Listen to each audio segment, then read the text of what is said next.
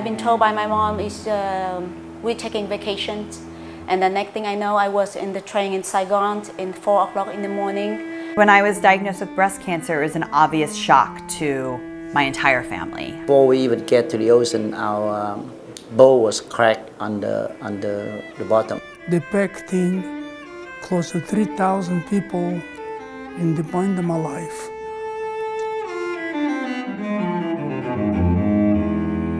During the trip, a lot of people could not eat because they have seasick.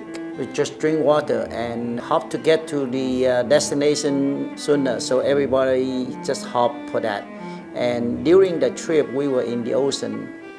The big wave came, the storm, everything. We thought that we might not make it. We might not end up in the bottom of the ocean. But luckily, we survived that. There was stranger man came and talked to my mom, and then all of a sudden I knew that I was on the train to Hanoi. The next thing, I was on the boat to go to Hong Kong, but in the middle of our trip, we got stopped by the patrol boat. The patrol boat, they was armed with a gun. When I got the news that I had cancer, I was actually at home in Ohio celebrating my bridal shower with my mom and my soon-to-be mother-in-law, and it just shattered the world around all of us. In 1942, they brought to a camp, an army camp in Bialystok, over 35,000 Jewish people. And I was in this camp for 19 days, and I escaped.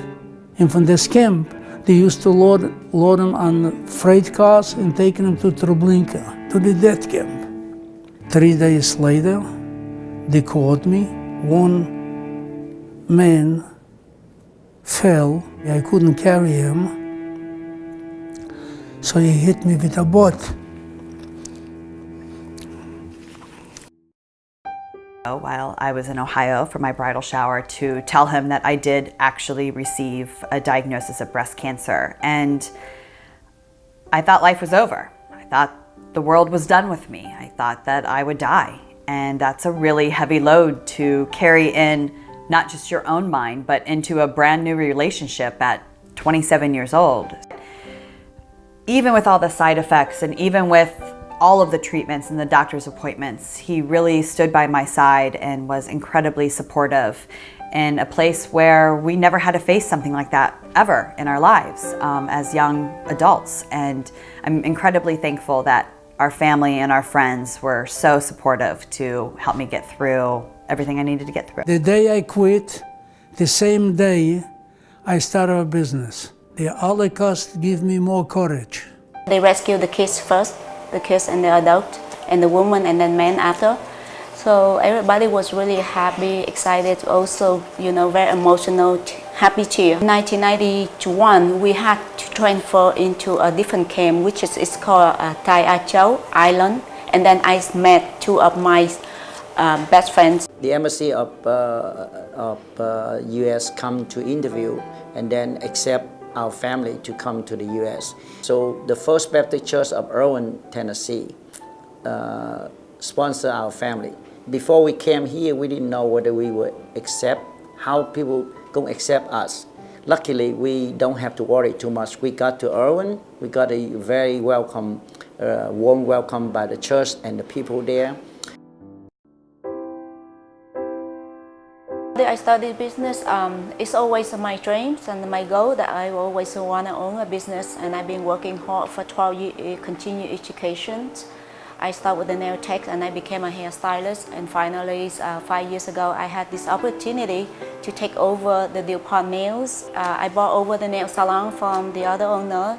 This is my goal. I want to be, have a full service salon and spa in the heart of DuPont Circle, and I'm the only one here that provide all the services for what all the women and men needed. So here I am today, after 59 years, from one truck. Today we have close to 30 trucks.